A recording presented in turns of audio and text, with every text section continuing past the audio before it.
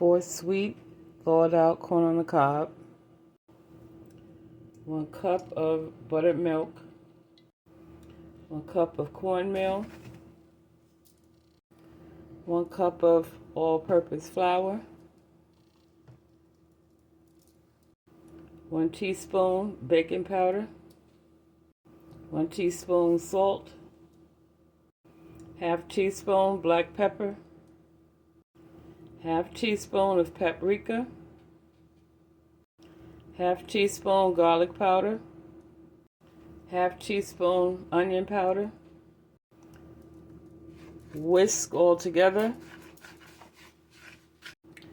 Vegetable oil for frying.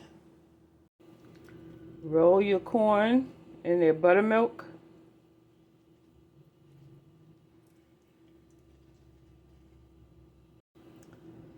Then roll it in your flour mixture.